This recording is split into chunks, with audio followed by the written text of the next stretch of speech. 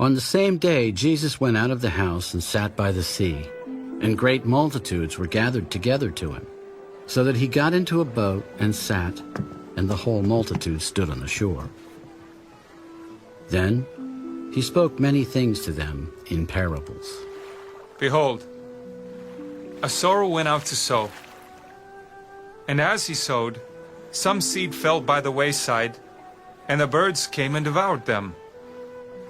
Some fell on stony places, where they did not have much earth, and they immediately sprang up because they had no depth of earth. But when the sun was up, they were scorched, and because they had no root, they withered away.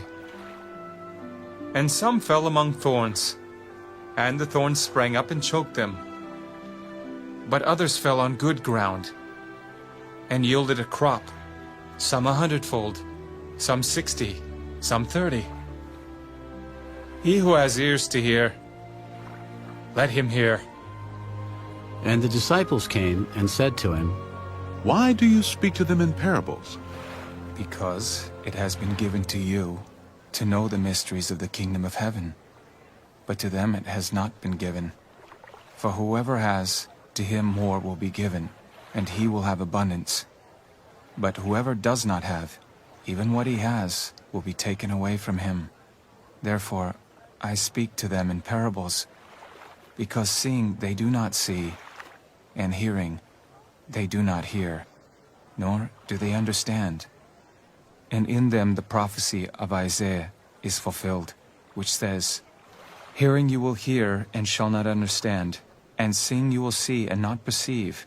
For the hearts of this people have grown dull, their ears are hard of hearing, and their eyes they have closed. Lest they should see with their eyes and hear with their ears, lest they should understand with their hearts and turn, so that I should heal them. But blessed are your eyes, for they see, and your ears, for they hear. For assuredly I say to you, that many prophets and righteous men desired to see what you see, and did not see it, and to hear what you hear and did not hear it. Therefore hear the parable of the sower. When anyone hears the word of the kingdom and does not understand it, then the wicked one comes and snatches away what was sown in his heart. This is he who receives seed by the wayside. But he who received the seed on stony places, this is he who hears the word and immediately receives it with joy. Yet he has no root in himself, but endures only for a while. For when tribulation or persecution arises because of the word, immediately he stumbles. Now, he who receives seed among the thorns is he who hears the word, and the cares of this world and the deceitfulness of riches choke the word, and he becomes unfruitful.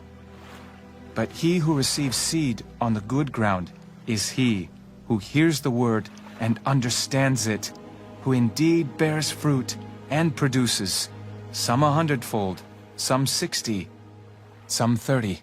Another parable he put forth to them. The kingdom of heaven is like a man who sowed good seed in his field. But while men slept, his enemy came and sowed tares among the wheat and went his way. But when the grain had sprouted and produced a crop, then the tares also appeared. So the servants of the owner came and said to him, Sir, did you not sow good seed in your field? How then does it have tares? He said to them, An enemy has done this. The servants said to him, Do you want us then to go and gather them up? But he said, No, lest while you gather up the tares, you also uproot the wheat with them. Let both grow together until the harvest. And at the time of harvest, I will say to the reapers, First, gather together the tares, and bind them in bundles to burn them, but gather the wheat into my barn. Another parable he put forth to them. The kingdom of heaven is like a mustard seed, which a man took and sowed in his field, which indeed is the least of all the seeds. But when it is grown, it is greater than the herbs and becomes a tree, so that the birds of the air come and nest in its branches.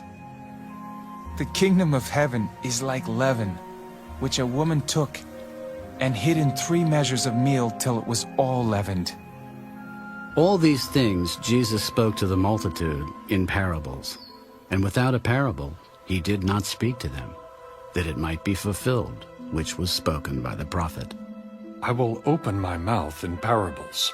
I will utter things kept secret from the foundation of the world. Then Jesus sent the multitude away and went into the house, and his disciples came to him. Explain to us the parable of the tares of the field. He who sows the good seed is the Son of Man. The field is the world.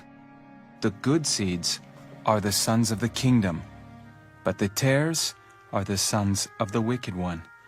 The enemy who sowed them is the devil. The harvest is the end of the age, and the reapers are the angels. Therefore, as the tares are gathered and burned in the fire, so it will be at the end of this age. The Son of Man will send out his angels, and they will gather out of his kingdom all things that offend, and those who practice lawlessness, and will cast them into the furnace of fire. There will be wailing and gnashing of teeth. Then the righteous will shine forth as the sun in the kingdom of their Father. He who has ears to hear, let him hear. Again, the kingdom of heaven is like treasure hidden in a field, which a man found and hid. And for joy over it, he goes and sells all that he has and buys that field. Again, the kingdom of heaven is like a merchant seeking beautiful pearls, who, when he had found one pearl of great price, went and sold all that he had and bought it. Again, the kingdom of heaven is like a dragnet that was cast into the sea and gathered some of every kind, which, when it was full, they drew to shore, and they sat down and gathered the good into vessels, but threw the bad away. So it will be at the end of the age. The angels will come forth, separate the wicked from among the just, and cast them into the furnace of fire. There will be wailing and gnashing of teeth. Have you understood all these things?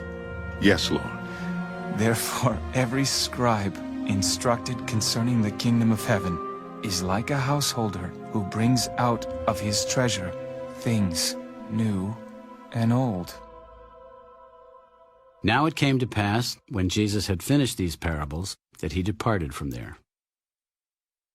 When he had come to his own country, he taught them in their synagogue, so that they were astonished and said, Where did this man get this wisdom and these mighty works? Is this not the carpenter's son? Is not his mother called Mary, and his brothers James, Joseph, Simon, and Judas? And his sisters, are they not all with us? Where then did this man get all these things? So they were offended at him. But Jesus said to them, A prophet is not without honor except in his own country and in his own house.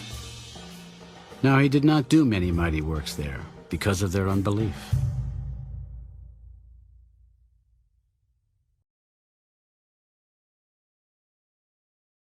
The First Book of Samuel. Chapter 22.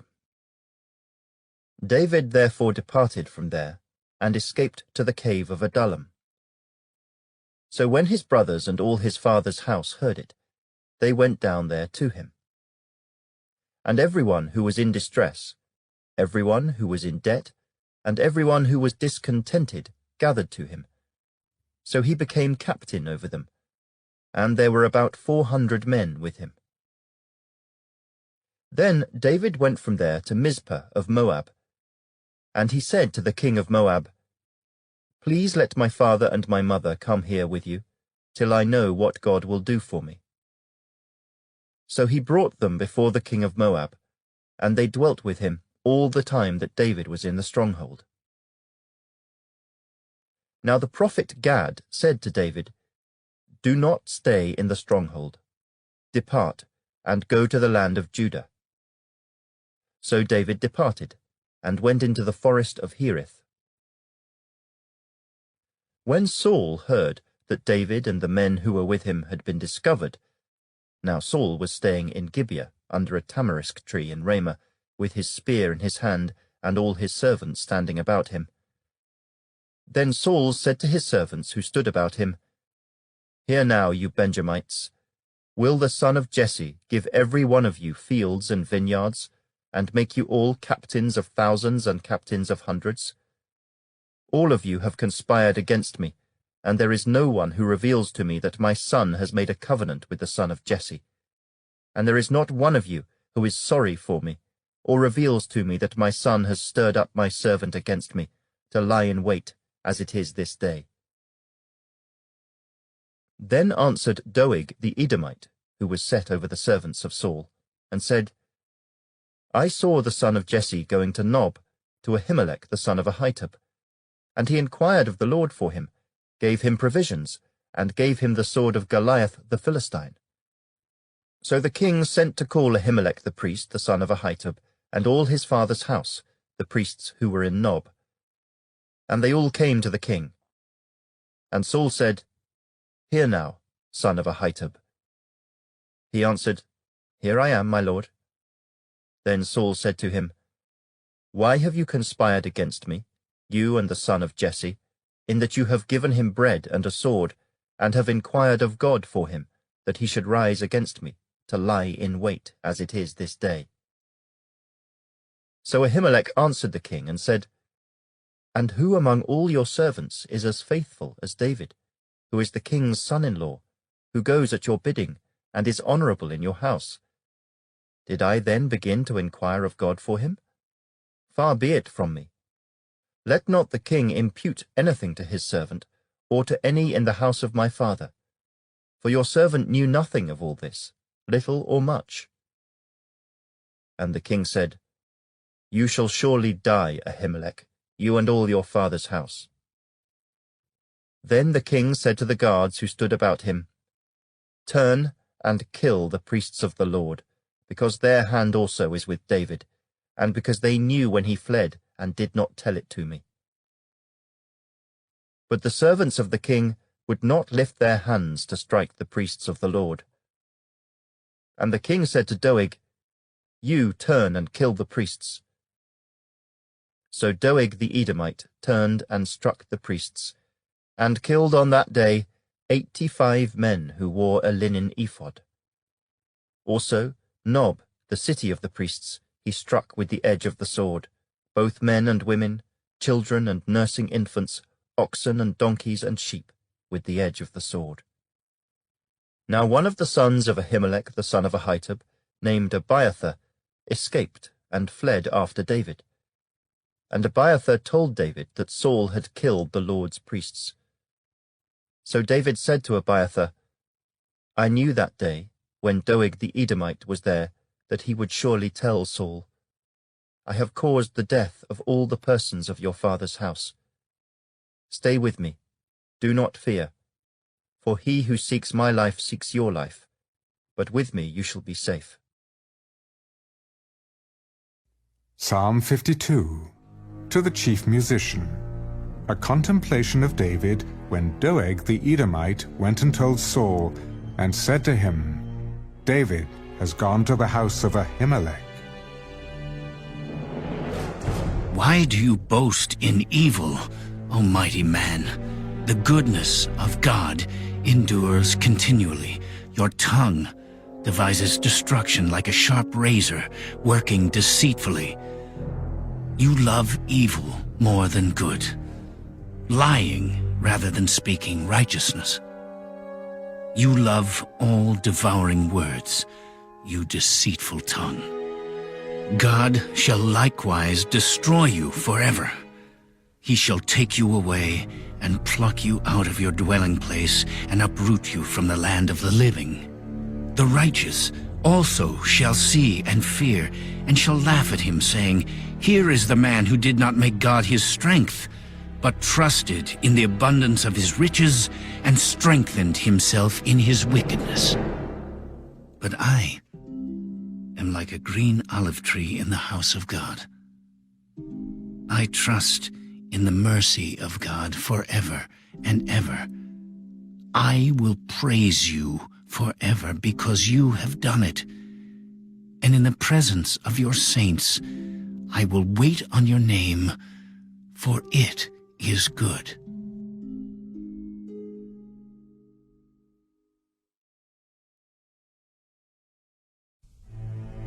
Psalm 57, to the chief musician, set to Do Not Destroy, a miktam of David when he fled from Saul into the cave. Be merciful to me, O God. Be merciful to me. For my soul trusts in you. And in the shadow of your wings I will take my refuge until these calamities have passed by. I will cry out to God Most High, to God who performs all things for me. He shall send from heaven and save me. He reproaches the one who would swallow me up. God shall send forth his mercy and his truth. My soul is among lions. I lie among the sons of men who are set on fire, whose teeth are spears and arrows, and their tongue a sharp sword. Be exalted, O God, above the heavens. Let your glory be above all the earth. They have prepared a net for my steps. My soul is bowed down. They have dug a pit before me. Into the midst of it, they themselves have fallen.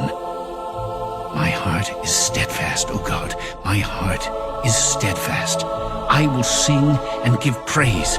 Awake, my glory. Awake, lute and harp. I will awaken the dawn. I will praise you, O Lord, among the peoples.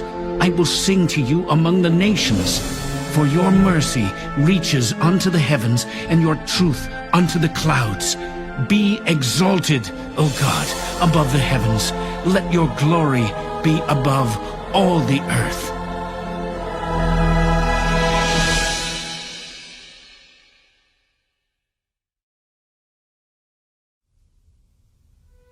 Psalm 63, a psalm of David when he was in the wilderness of Judah.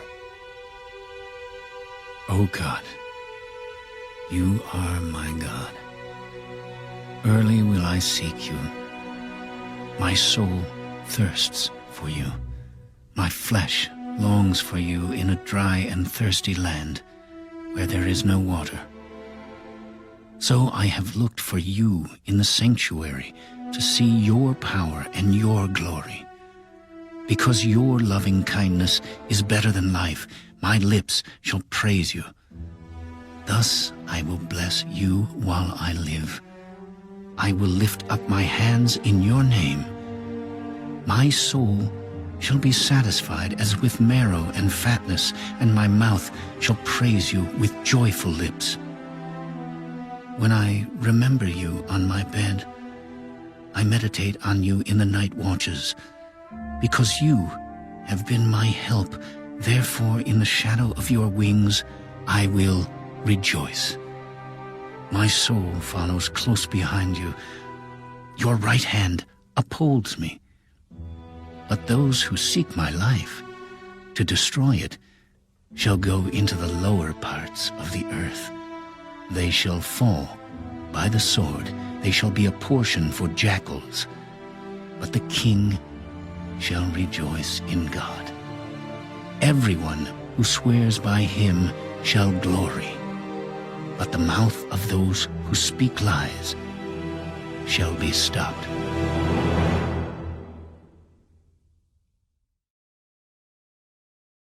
Psalm 142, a contemplation of David, a prayer when he was in the cave. I cry out to the Lord with my voice. With my voice to the Lord I make my supplication. I pour out my complaint before him. I declare before him my trouble. When my spirit was overwhelmed within me, then you knew my path. In the way in which I walk, they have secretly set a snare for me. Look on my right hand and see, for there is no one who acknowledges me. Refuge has failed me. No one cares for my soul. I cried out to you, O Lord. I said, "You are my refuge, my portion in the land of the living. Attend to my cry, for I am brought very low.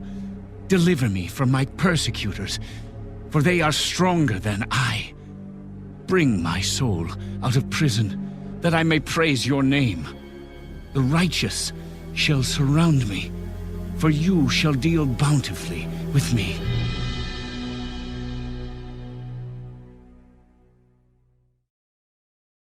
The Book of Proverbs.